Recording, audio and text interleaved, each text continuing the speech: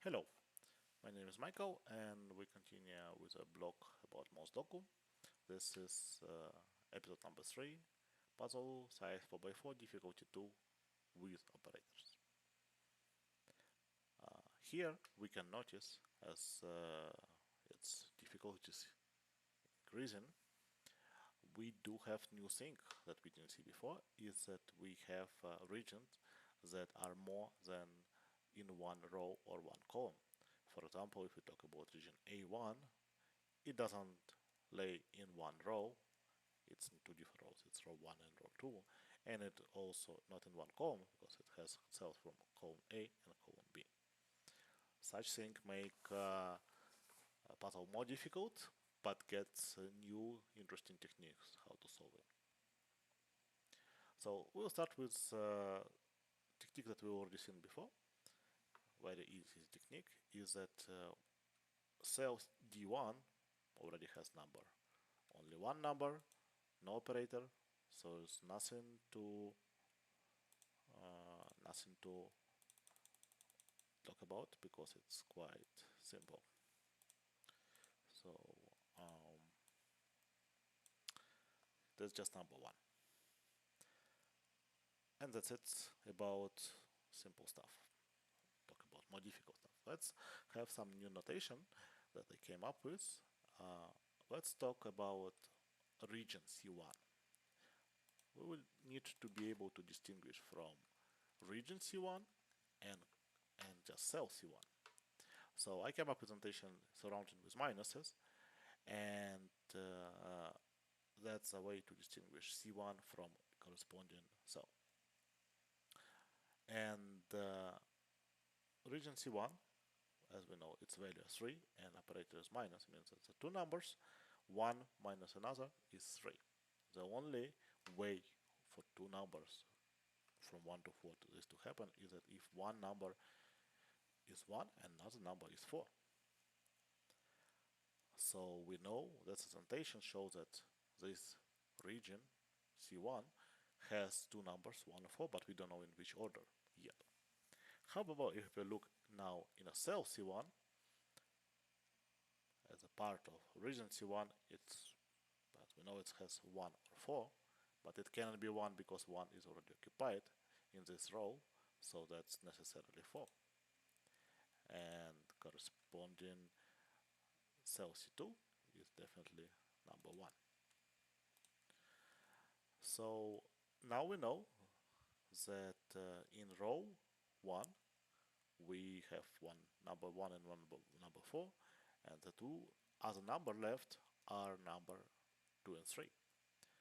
So we talk about column A, column B in row 1. So it means that cells A1 and B1 is 2, 3. We don't know which order yet, but we'll just have this notation and we continue with it. Because A1 and B1 are two cells out of region A1, which also has cell A2. And we know that multiplication of all these three numbers are 18. So we know that A1 multiplied by B1 multiplied by A2 will be 18. We don't know what the values of A1 and B1, but what we know is that one of them is 2 and another one is 3. It means that regardless of which order they are,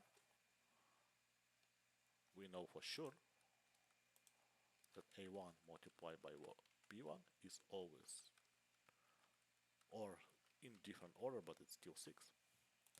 So we know for sure the multiplication, and therefore we can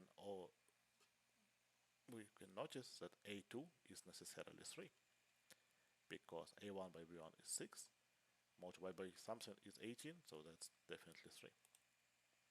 So we know it's 3. But now, as we know it's 3, let's talk what A1 could be.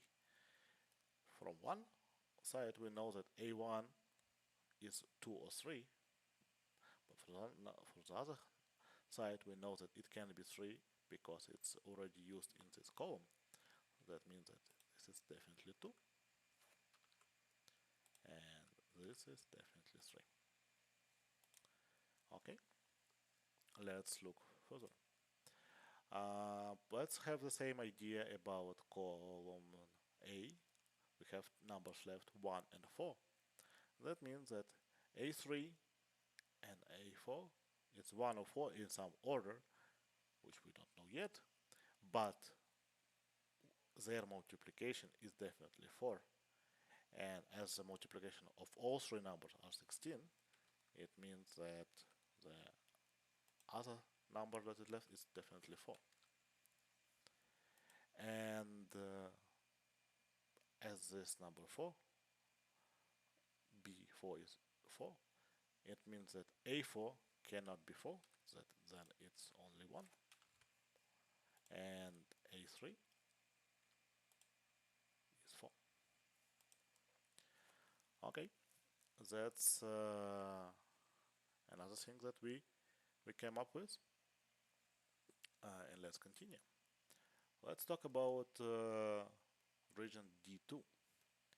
D2 has two numbers. One minus another is 2.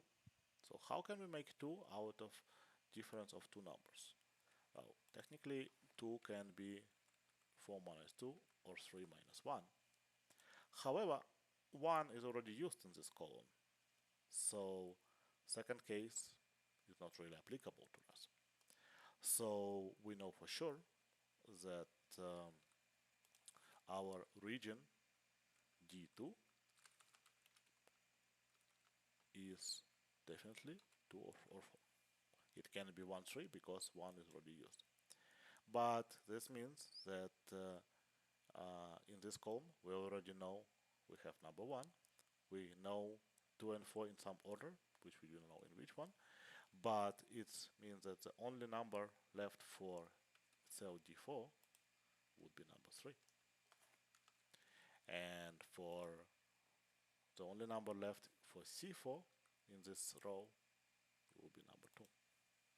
And this only number left for cell C3 would be number 3. Now let's talk about column B. In column B we have unused numbers 1 and 2, but 1 cannot be in second row because there's already 1 in this row. That means that 1 is definitely in the third row and 2 is in a second row. And now we see that in second row the only one number missing is 4, and in third row the only one number missing is 2. And that concludes the puzzle, and thanks for watching. Stay tuned for more interesting and difficult episodes.